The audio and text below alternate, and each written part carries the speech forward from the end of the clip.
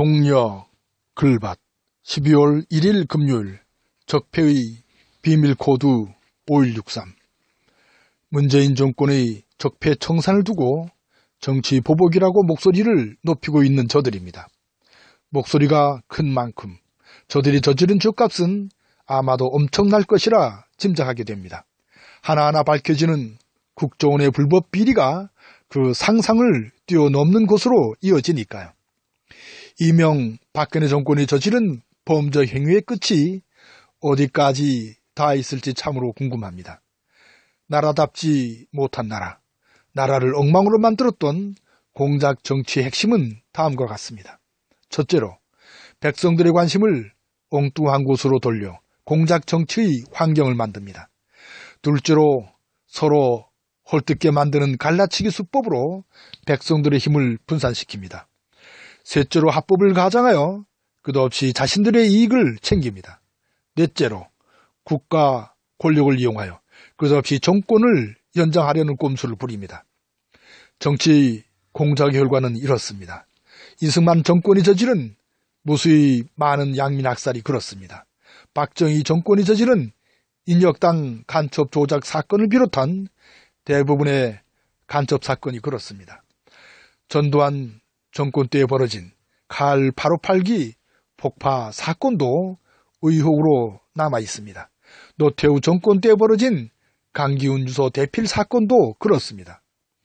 이명박 정권 때에 벌어진 천안함 침몰을 비롯한 국정원 대선 개입도 문제로 남아 있습니다.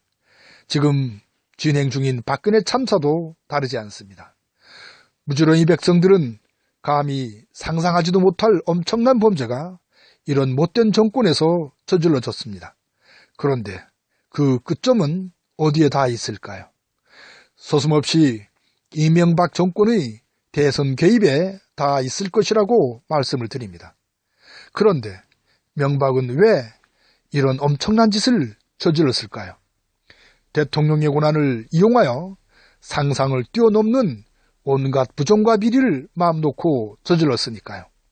이를 덮기 위하여 마음대로 부릴 수 있는 꼭두각시 정권을 세우는 일이 꼭 필요했을 테지요.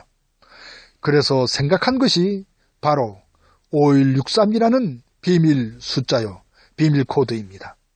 여기에 대해서는 이미 석 달 전인 지난 9월 18일을 글밭에서 다룬 바가 있습니다.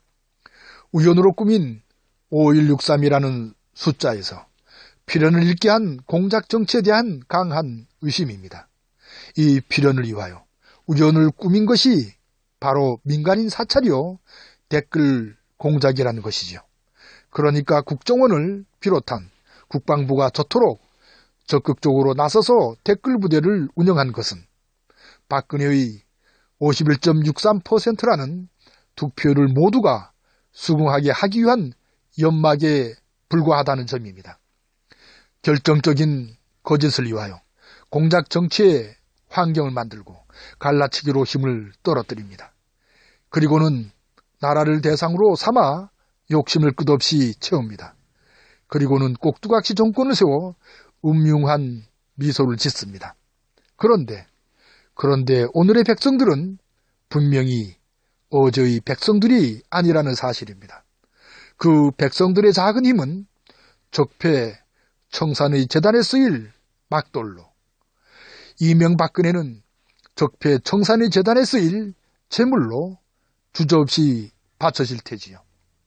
금요일 새벽도 이렇게 적폐 청산의 재단에 바칩니다. 고맙습니다.